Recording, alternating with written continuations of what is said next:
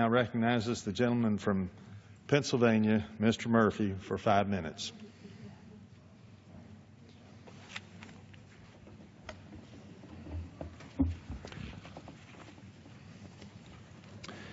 This week, we lost the greatest golfer ever, the man who brought the sport to the masses, a name synonymous with competition, the king, the legend, Mr. Arnold Palmer. Arnie was a favorite son and native of Latrobe, Pennsylvania, a city where roads, an airport, a drink, a hospital, and so much more are named after him. Latrobe may also be the home of Mr. Rogers, the banana split, and the summer home to the Pittsburgh Steelers, but Arnold clearly is their favorite, and with good reason. Some athletes play to make a name for themselves, but Arnie did it to build up, and build it up he did. He made the sport of golf a game for the common man. It's no wonder he was followed by Arnie's army throughout the world. Some athletes won't give autographs unless you pay them. They will walk by unmoved when a child asks for one, but Arnie never refused. He signed his name millions of times and never refusing anyone in his entire lifetime. I saw him just last month surrounded by his usual stack of letters, pictures, and paraphernalia piled next to his desk waiting to be signed.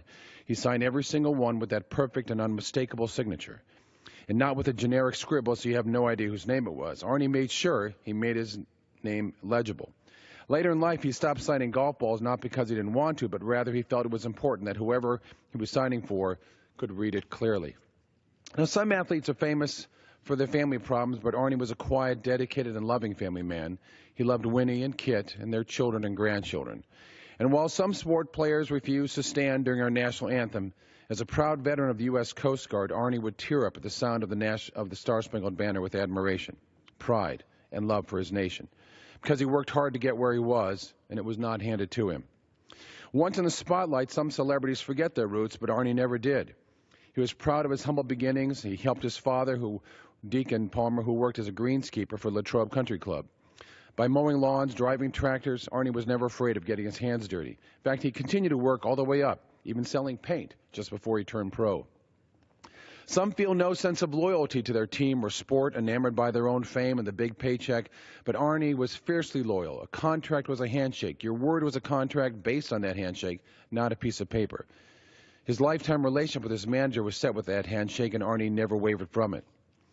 Playing golf with Arnie is an unforgettable experience, not just as a pro, but for those of us who were lucky enough to play around.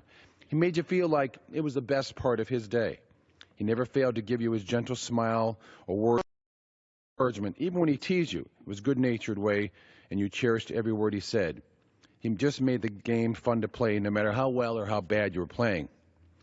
A few years ago, Jim Leyland, that legendary manager of the Pittsburgh Pirates and Detroit Tigers, was playing with Arnie during an All-Star break, and what Leyland described as the greatest day of my life.